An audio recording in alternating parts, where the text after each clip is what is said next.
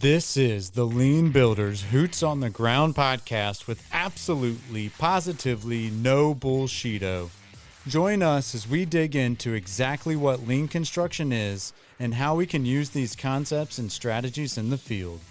This podcast will be different as we journey to job sites and mine the minds of lean builders, all in effort to pass forward building knowledge from those who have put their time in to learn a better way. Because that's just what lean builders do.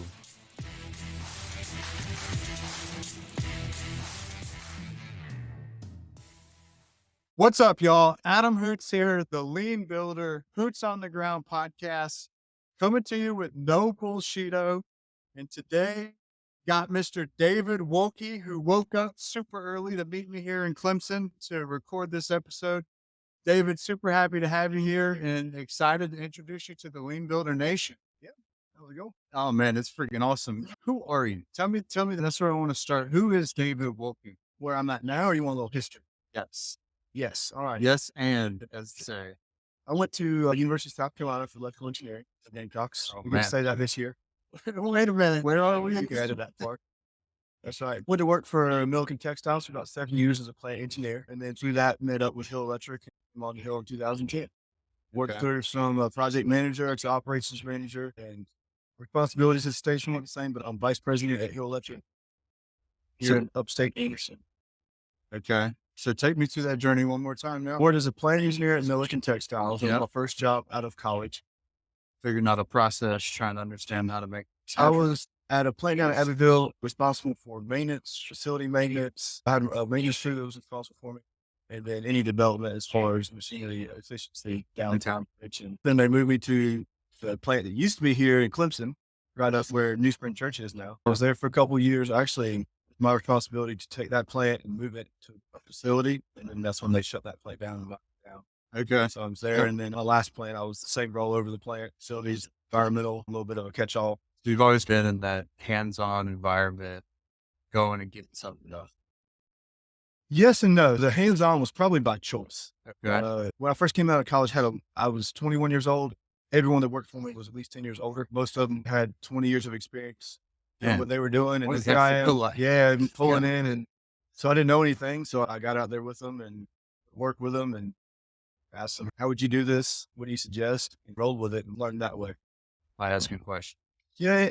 And you can tell, even if you don't know what you're doing, you can tell when it doesn't quite add up. Just kind of ask some more questions and challenge them to what they can do and move on from there. The transition to Hill is nice. Yeah. Milliken was a great job and a great company. I can't say enough about it. And it made me who I am today. The transition to Hill went from a very corporate structured environment to a flexible environment as far as rules and what I can do working with people. And that was a big change. I think that suits me a little better. And you've got more flexibility, more freedom now with Hill than you did working in a plant. I feel like I can treat a human being like a human being. Because when you're in a large situation, one person, you have to make rules because that one person messes it up for the whole. And then you can't have some gray area that you can operate in people. Or there's a positive and negative of that flexibility. It could be good or bad depending on whose authorities determine what's flexible and what's not. Could be taken. Course, but luckily the ownership there is, I can't say enough about their ethics, how they operate. We're going to get to Hill in a minute. Every time I engage with you, man, you get so fired up over Hill Electric. So I'm excited. I am decked out in my Hill gear today. And thank you again. Set you up. Angela did. Miss Gardner took very good care of us. And I want to get to her as well, but I want to stay focused on you for a minute.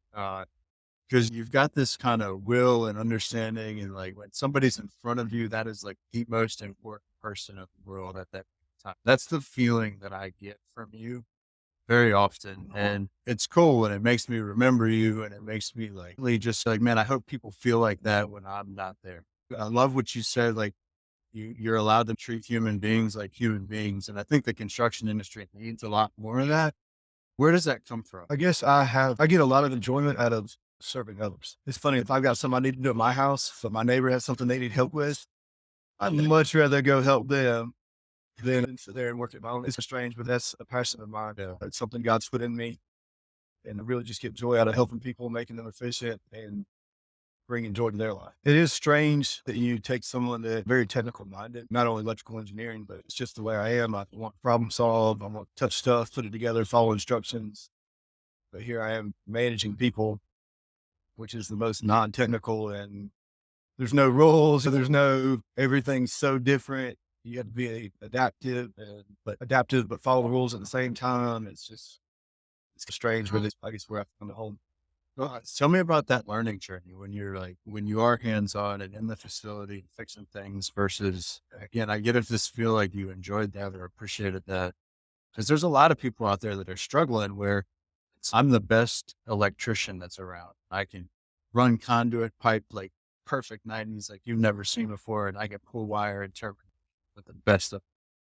Then I start managing people, and I want to pull my hair. What does that learning journey feel like to get to the management people? So for me, managing 2 to 4 people was somewhat easier because you can lead by example. You're good at running conduit, run conduit with them. You know exactly what they're doing. You're right there with them, touching them. It's hard for me. We'll see if I'm answering your question out, but it's hard for me actually to pull back to the role that I'm supposed to be in and be the higher level and manage people through people instead of having to go directly to every job site. I actually struggle. Big struggle for me is we'll do a shutdown and there'll be 10 or 12 people and I'll be in there working my tools with them. There's 75 other people at Hill Electric that I'm responsible for that 12 days straight. And here I am dug in, sitting in front of a panel, wiring it up. It's enjoyable. I'm leading through example. It's good things, but it's still small scale instead of big scale. So that's been a transition that I've struggled with. Like I said, maintaining my exposure to people and me being present as a whole, using other people that I'm responsible for to pass down the responsibility versus trying to get hands on and get in there around a minor job and get consumed. Yeah, I've ran into a bunch of that in my past as well. And when you just said that, it made me think of two things. One, you might be doing a service to 6 or 12 electricians who you're there helping to get something done. But then, like you said, you've got another 70 or 80 electricians who you're doing a disservice to.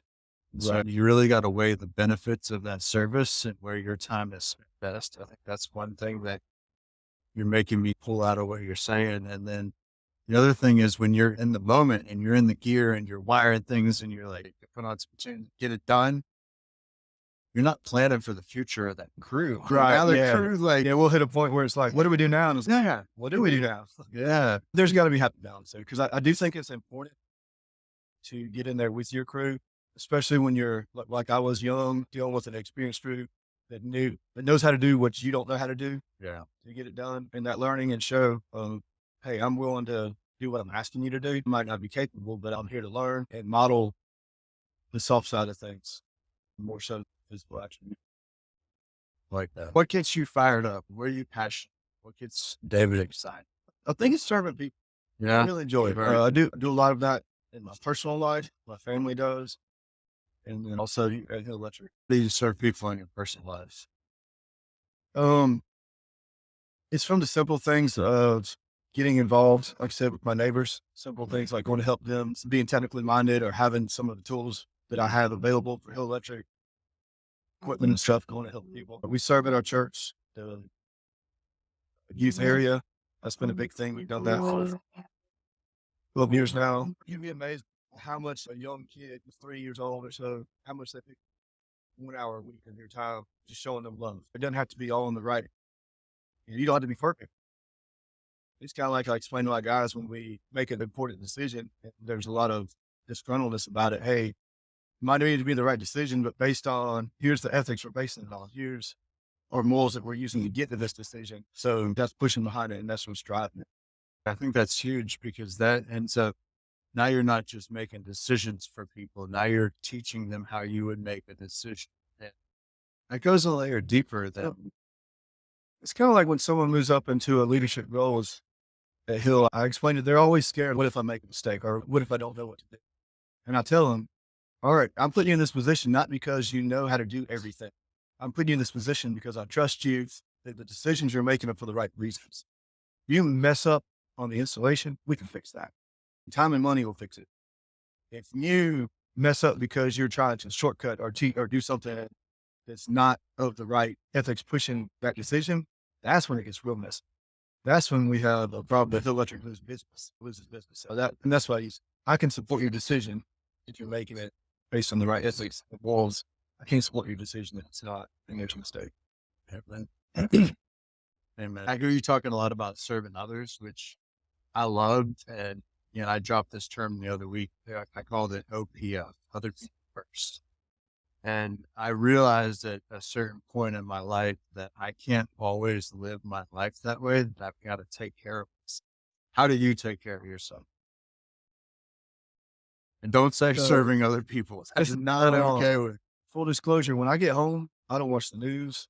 I don't know what's going on with this Murdoch trial, whoever that person is. I don't know anything about it. I don't know anything about, and I feel ignorant as an intelligent person. I should be contributing to making decisions, voting, things like that. When I get home, I'm with my family. I'm doing things that I'm taking care of them and spending time with them and trying to pour into them. And that's what gives me purpose and refocus my battery. Being with Sam. Being with family and being able to, I think I have a good separation. But when I get home, there's not much talk about work. I share some things with my wife because she wants to feel part of my life, which work is a large part of everyone's life, majority where you spend your day and time-wise, but not enough to where she's involved or where it continues. So tell me more about work, right? And again, I'm excited for this because you're going to get that twinkle in your eye and hop on your go-kart and go, baby. Tell me about Hill Electric. So you want just like the basics first of what we do and who we are, or you want to talk more about? Yes, and the impact you're making in the community. We're a medium-sized contractor here in the upstate. We don't go more than an hour from Anderson, South Carolina in any direction. We like to focus on machinery installation upgrades and then all the support that goes into that. So like main power coming into a plant, your auxiliary equipment. We don't build houses and we don't build big boxes. That's our strength. Because if we did build houses and big boxes, we would lose volume. But that's just not what we're good at. We work directly for the owners typically. Why is that? So there's a big reason for that. We like to say yes to everything. Okay. That makes total sense. Because when you're working in a facility that's running, there's a lot of distractions and things that get in the way and people that don't know what it takes to do what you do. And then when you pull up with a big piece of equipment or a scissor lift or something in their way, it's a problem because you're getting in the way of production. And that's what we're good at. All right, we'll show up. We'll spend 3 hours trying to start the job and they'll tell us we have to go away and then we leave. And there's a cost to that. Regardless, you're paying people, you're paying time, you have rental equipment, you're having to either work overtime to account for that, to still hit your schedule. There's a lot that goes into it. But in general, when we take care of the owner, they take care of us. And we're able to recoup that. You win some, you lose some. But that's where our strength is. And saying yes, doing what it takes, follow all the little rules that you don't see in that 15-minute video before you go into a plant because we're familiar with them. And being able to follow all the little details that they don't tell you about engineering, about what color wire needs to be and how you work in this aisle. And we do partner with some general contractors that are successful with it. Typically, they're of the smaller size, I would say, or typically they're already working in the same environment we are. Gotcha. They've been in the plant for a while. We're in a facility. Yeah, correct. They've been in the plant for a while. They're in the same boat. Gotcha. So tell me more about Hill. Sorry to throw that curveball to you. That just is an interesting statement. I think there's a lot, again, to be learned from. We need more contractors in the industry that will say yes, but we also need more general contractors that won't take advantage of a contractor that says yes, because that can be financially fatal to a company. Anyways, so sorry to get us sidetracked. Tell me more about Hill. We started in 1954 with Bob and Walter Hill, father and son, Bob being the son. And then they have passed it on through buy-sell agreements to other owners. Steve Kay was the next owner, and then the current owner, Mike Davis and Trey Choppis. It's an extremely strong buy-sell agreement that enables them to where they're tied to the success of the company. And as far as it surviving, not selling it off to make a big profit and walking away. That is enabled just a secure company. We don't leverage ourselves out financially and put that risk in hand. So it just makes everything strong. It enables us to be able to help the employee. For example, when COVID hit, we were we had probably 3 months worth of work, 4 months worth of work for 20 people at our shop that we had ready to go so that no one would go home. Now, of course, we'd have to curtail some there and make sure that we string it out as long as we can, but we were prepared and had the financials and stability and the ownership is important. It's amazing. Leadership to make it happen. Yeah. So in a world where companies have you don't get paid for 120 days after you complete the job. And then, so you get 30 days after you send them a bill, after you complete the job, and then 120 days tagged onto that. And then at their 120 days, and they start their 30-day process to pay you. But the invoice wasn't right, so then it gets restarted. So you may get paid in a year for a job you did. It's a big thing. I love that example. Tell me some more of the innovative things. What else are you doing that's like really pushing the list? I don't, but you can tell us about it. I don't know if there's anything we're doing that's super out of this world. It's almost like when you're raising a kid and you respond emotionally to it, and then you read a book and it says, "Hey, this is what's going on. You should try this." Yeah. It's like, oh, wow, that's so simple. Why didn't I think of it? We're not doing anything crazy innovative as far as documentation or processes or anything. I think the main thing that it has defined Hill Electric and that has made us as stable and as successful as we had is the chain of ownership and their focus. The way the company's been built, it really gives us the opportunity to provide a quality life for our employees and their love that. And that. So, yeah, I would say that's a big part of it. Like I said, flexibility can be a dangerous thing because it leads to room for someone to take advantage. And that happens sometimes. But if 10 people take advantage and for the one person that truly needs it, if it benefits them, then and that's what we push for, or that's what I have the ability to push for in my role with others. Yeah. Like, so another thing I know about Hill Electric is you invest a lot in it. I know there's this podcast out there called Women Talk Construction. Miss Angela Gardner is just killing it out there. Her and Christy, right? Christy Powell. Right. Like, tell us about, what do you know about that? I know you're a huge sponsors and making things happen there. What does that feel like? So we are a huge supporter of the community. We're supporting Angela and her passion, which is women in construction. It's great to see her. We'll go to the trade shows or go to recruiting together and just to see her eyes twinkle. Yeah. She finds female construction and the support she gives them. Angela's like famous, right? And she's everywhere. And there's a history to everyone. My time at University of South Carolina, working co-ops and working at military, that strict corporate environment, and now coming to Hill is making me who I am now. There's experience that Angela's had that's pushed her to that passion. And that's something she shared in her old podcast. And yeah, there's a drive there, and it's fun to support the community and to support Angela, what we get to do there. It's amazing how much financially our ownership supports. Of course, when you work for plants and they have their March of Dimes golf tournament, you all expected to be part of that. But the participation that Hill has in things that are unexpected, that's pretty strong. Could you give us an example of that? I know you're thinking of something. Try to think of them. They support the Meyer Center, which is a special needs preschool nonprofit. It gives people with special needs children the opportunity to, one, it's hard to find a daycare for someone with special needs. So here you are, they get picked up by a bus like normal school, from the ages 6 months to 5 years old, taken to school. They get all their therapies there, their environment that is built for them, and their parents can go to work and have some them time and do what they need to do. Have all the therapies done instead of having to take off work and not work to go to 3 therapies twice a week. So we donated to the Meyer Center. We're partnered with Michelin to rebuild a similar center. It's called the Champion Center in Anderson. Very similar with special needs children. We are a big supporter of all of the other March of Dimes and those in the area. That list goes on. It is. We actually started something new. So we have a safety meeting. We'll have it tomorrow morning, every first Thursday of every month. And we've trying to figure out a way to incentivize people or someone that misses that meeting, because that's a unique meeting. Show up at 6 a.m. at the shop. It's once a month. It's easy to forget. So we've put some incentive there. They potentially lose some of a financial gain that they have in the form of a bonus when they miss that meeting because of production loss.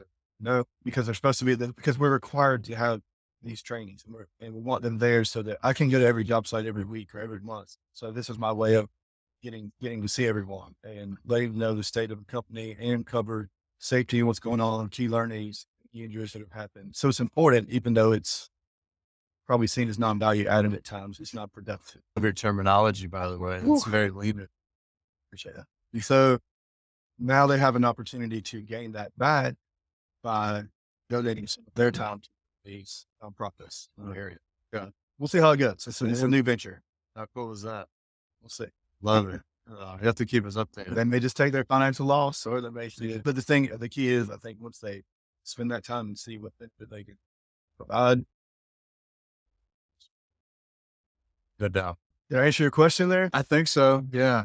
I forgot my question. So yes, you must. It was what innovative things are we doing at Hill Ledger? Yeah, absolutely. Yeah. And I think you range from I think the innovative thing we're doing is sticking, covering the basics, fundamentals. not getting crazy in any direction, taking care of home, using that strength and stability in the core of Hill Electric to be able to support our ventures. Yeah, you've clearly identified your niche, right? You're like in this manufacturing plant or healthcare environment, this complex environment, and you make things happen. You know how to deal with inefficiencies. You can identify them ahead of time, work with the others. So I think you've done a pretty awesome job at the niche. And then I love your description of the non-value work, but necessary, bringing people together. Let me ask this. How do you align from a leadership to a field employee company strategy all the way through? So our decisions, once again, explaining those decisions with the reason why we made that decision, it goes a long place. Explain the why. Explain the why. One example is we had an employee that left the company. We tried to enable a 2-week notice. It's not something we typically do because it's hard to have someone that's not bought in, that's at risk. They're working the 2 weeks because you've got to protect the whole. In this case, we were willing to work with them, but could not get any communication going on between us and this person. This person is incredibly good at what he does. Incredibly likable person. Can't say enough about it. Great guy. And that, when you have someone like that that leaves and it seems like it's left in a bad way, everyone that's friends with them, works with them, could be upset about it. The next meeting, we sat down and we just showed them our heart. Hey, here's what happened. Here's why we made this decision. Not 2 weeks. And here's whether it's right or wrong, we don't know. We're doing everything we can to try to make sure it's right. Here's the basis. Strong, tell us. Next time we'll know. Yeah. And that's all we can do is Being transparent. be transparent, show them where the heart is and be honest. But isn't that, you're talking about being vulnerable, isn't that a little scary sometimes? Yeah. It's like that flexibility. There's always the opportunity for someone to take advantage. Yeah. And so what do you do if somebody starts taking advantage of being vulnerable? We deal with that person in that situation. Move on. It's Love that. It's been a definite, so Mike Davis was more old school textile minded and Trey is a lot younger and has a different perspective on things. And between the two of them, happy medium of trying to keep your cards held tight where people don't look for their own answers. For example, if our owner pulled up in a $200,000 vehicle, the perception would be you have a greedy owner that's, and yeah. So there's that mindset when they do things. Now, does it really matter what kind of vehicle they pull up in? No. So there's that perception that you have to be mindful of. You have to represent well. In the same token, you don't want to pull it up in an all beat up. Just like we can't pull up in all beat up trucks because then what perception we have? Someone pulled up to do work at your house and stuff was falling off the truck as they pulled up. Do you really want them coming in your house? Fair. So tell me about this custom hat this year. Wow, look at that. Let's see, being vulnerable, and here we are, people taking advantage of it. I would never. Yeah, so this is the first in 12 years. It's the only Hill Electric hat that I've been able to wear. I had a special order, it's like a kid's hat. It's like an 8-year-old boy's hat. It's a small and it's a lower profile because I have an absolute peanut head. But my mom was very blessed because of that. I'm sure. And my wife, with the 2 kids that we had, was very blessed. Good. You never know where this show's going to go. I love it. So it's enabled me not to have to shower. I don't have to do my hair anymore. I don't have to worry about just put the hat on. Yeah. You've worked in a lot of plants, right? A lot of manufacturing plants. A lot of this lean stuff comes from manufacturing, the environments that you're in daily. What are some things that you picked up from your clients that you're applying to your work as a trade?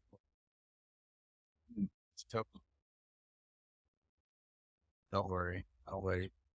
So we are all the time in the world. Yeah. I don't know if I have an answer to that one. Let me think.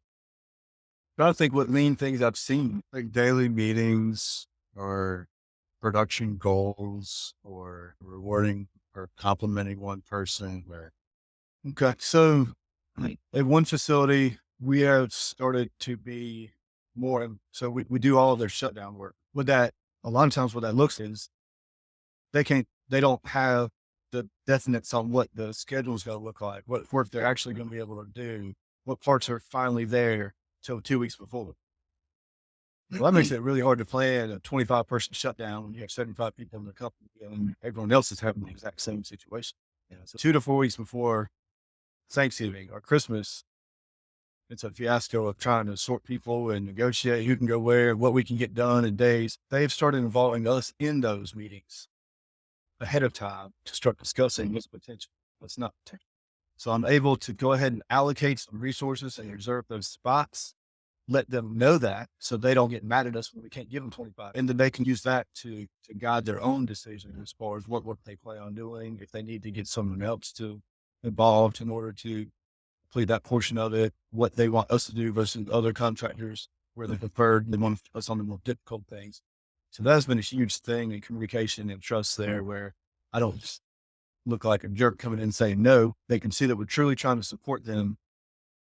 But we have to be somewhat reasonable. yeah, you're managing their expectation. You're establishing a condition of satisfaction. Well, you've got engineers that are good at doing the drawings and the programming, but they're not installers. So for example, at the last Christmas shutdown, we were able to take a 5-day complete plant blackout and reduce it to 2 days, which is huge. And we were able to do that through a year process of working with the plant and getting them to take on some of the risks, maybe shut down some areas a little bit at a time and let us do a little bit of work so that we don't have to do it all at one time. Costing a little extra money to do some pre-work because it may take you twice as long to do the pre-work versus if you could just set it down and do it all at one time. So there's some extra costs of that, but the downtime, so what's beneficial for that? 1 day of production more than pays for that, depending on the process. I mean, you're talking hundreds of thousands of dollars in some cases. So, and that's what we've done with Hill is they've built a trust in us to be honest with them. They know we're trying everything we can to serve them the way they're asked. And then they trust us that we're telling them that we can work with them getting accomplished.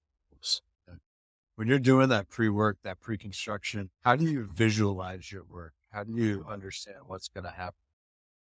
First, second, third. So I'm a doomsday planner, we'll say. Okay. What does That's that my mean? personality. I try to avoid pain. I fear for pain in the future. I try to avoid pain in the future. Okay. So last shutdown, we had a connector that wouldn't go together because it was 2 females instead of a male and female. This shutdown, we're going to go and plug into every single device and make sure all the connectors, right? So that's how we picture it. What have we had before? What is you can look at what consumed the most time previous shutdown or what potentially is and see what you can whittle down of it. So for example, we're doing a machine that has each control box will have 15 to 30 cables coming out of it going to devices. We can get a length on those devices, go ahead and wire up the panel in, roll it up and connect it, have it connected on the panel side where when you mount the panels, you unload the cables, strap them in, plug it in. Done. Now, it's not that simple, but You make it sound really easy. but it'll take you 2 days to wire up that panel on a shutdown, on a 5-day shutdown. Yeah. Now it's taking you half a day. Yeah. So That's hence 5 days shrinking to 2 days. That's it. it never shrinks. You just end up getting, you get more work. you just end up getting more. Yeah. In I know 5 that. days, we'll do 3 weeks worth of work, 4 weeks worth because of the prep work, but the cost of that. And that's why I work with the ownership. Important or it works well for us because they see that. Player told them instead of, hey, we've got to take, you have to hit it now. We have to do overtime. All of that just. Super interested in the work and the worker. I love how you visualize the work. It's able to understand what's coming, eliminate roadblocks ahead of time. When we're in the field, what do you do to improve the work for the work? So I push them to look ahead. Guys, You know what you're doing the next day. You've got 1 week left and you know that you do 5 a day. yeah. Let's think about that. You're going to be the first one to complain about not having material or not having this or not having that. And you're standing there staring at us. It's getting every employee bought in of trying to help predict that what's coming up. What do I? What do we need? Let's all look forward because it makes them better and gives them tools they need to move up in the company, to make them work, to be able to do more. It enables the people that are working for, the supervisors, to do a better job and move up as a whole team effort. I like hear all this culture words and all this things. Man, don't go there. That word just because it's not tangible. And I like tangible things. Amen. So to me, that most people in our business do. And I can deal with core value words and culture words if you can relate it to actions. And that's very well put. And I'm not saying we're great at it or that I'm great at it. That's where we're striving. That's where the transparency is with why we made this decision. Okay, we made it based off this. You can look at the core values and that follows into this. You can relate it. But yeah, we're trying to get everyone to buy into that, to the same idea. So sometimes that backfires because they think they can do more than they can do, and you got to pull them back in a little bit. But you'd rather that eagerness to advance, to do more, to try, than you would. Yeah. Being reserved, shy, afraid to act. Yeah. No doubt. The other thing I think we do a good job of is we have such good employees that have been there. For a contractor, the average years of service for our employees is extremely high for a contractor, where people are moving, chasing money and doing different things and jobs are quitting. We've had a large core group. The good thing is the reason why they're able to stay with us, because they have their personal life, they're mature in the personal life as well, decisions and their stability there. So when you have young employees that come in that come from different backgrounds, they're able to mentor. I think that's been a big thing in maintaining employees, making better employees, is you have these employees that are pouring into other. We don't do it on purpose. It's just a product of having good, strong employees that, like I said, are stable at home and make good decisions, have made those mistakes before, and they're not afraid to take people out. I call it like a mentor. I think that's been huge for a lot of the people that you see come through though. And again, that's goes on with my personal claim of serving others. Yeah. Amen. And so you just used the C word, culture. And did you know that bothers me? Did you do that on purpose? No. But it gets under my skin because exactly what you said, it's not tangible. It's an outcome of what we do at the moment or to achieve the ideal state. And so I've got to ask you, what words or phrases bug the heck out? So for me, the phrase that bothers me is what it is. It is what it is. And I think that bothers me because it's almost saying nothing can be done, or I'm not willing to do it. It is what it is. And then you walk away. Yeah. No, that's the easy way out. Yeah, that's weak. Yeah. You didn't fail. You just didn't try. Big difference. Now, one that I am a fan of, strangely, is, and think about what you say, right? But you don't know what you don't know. That's a tough one because you have people that come up to me. I'll have employees that come up to me and, hey, that person makes $10 more an hour than me. I can do everything he can do. You try to relate it to skill, to experiences, but that's always going to happen. Yeah. You're always going to look at someone else and be like, am I in the wrong business? You're making more money cutting down trees than I am after 20 years of experience. What am I missing here? Yeah. But yeah, don't know what you don't know. It's hard to explain, but I get it. I do like that one. Don't like it. It's what it is. The knowledge is what the knowledge is. Usually I'll respond with, it ain't what it ain't. No. Okay, I like that. That's like the it ain't what it ain't. Inverse of it. Yeah. In Southern terms. I like it. I might start using that. Is that okay? Absolutely. It ain't what it ain't. I'm registered. Not trademarked either. Trademarked. That's awesome. So how about this? Man, I got so many ways I could take this, but tell me about some people who have inspired you or who have crafted you, made David Wolke. Wow. There's a lot of thinking about that one.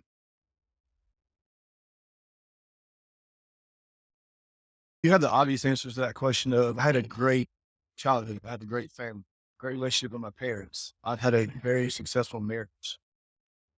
All that being said, I made a lot of mistakes that were growing up. For example, I used to do little white lies or exaggerate truth, really for people to prove. Did that through dating and did that just in a lot of situations and knew what I was doing.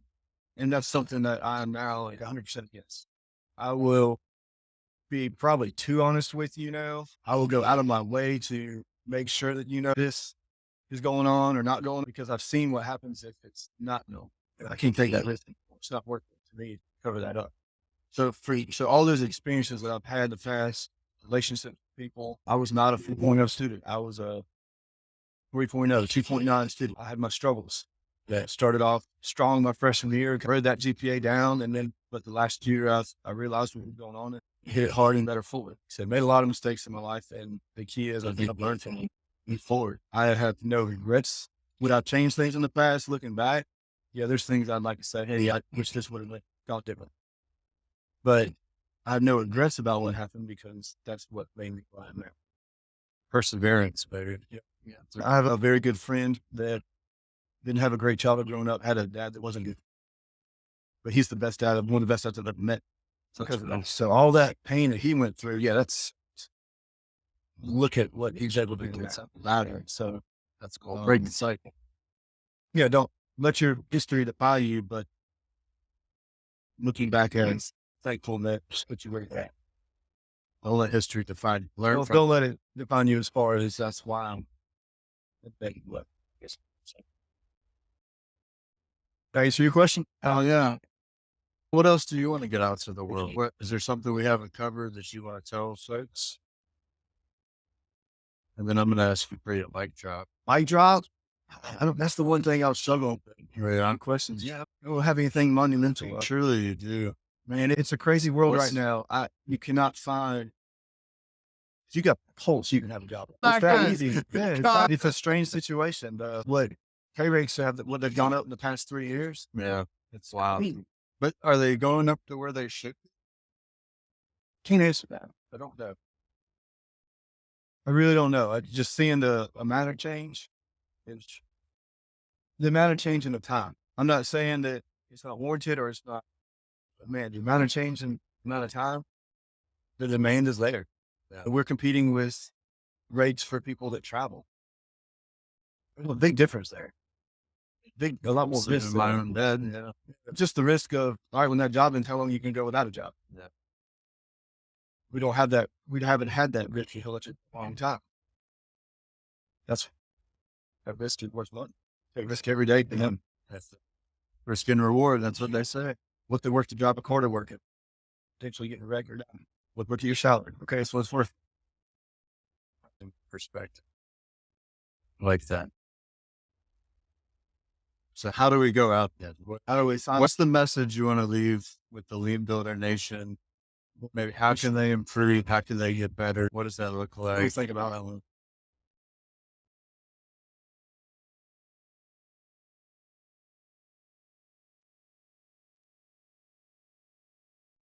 I would say it's real scary to be transparent with people, but I think it's important. I'm not saying you got to tell them all the personal details about your life, but for the decisions that you've made that affect them or that affect the people around them, it's important for them to know why. It's kind of like everyone wants to know how to make more money or what they need to advance. Sometimes that's hard to convey. You can't put a definitive, okay, if you can run 100 feet, you make this much because it's all too much. It's all because there's so many different situations where that 100 feet can be the hardest thing in your life or it can be something a 10-year-old. Yeah. So how do you quantify it? Just be as transparent as you can about why you're making your decisions, where your heart is, and they'll buy into them. And then you've got a team environment, a group environment where everyone's hitting towards the same goals. And you developing people towards that instead of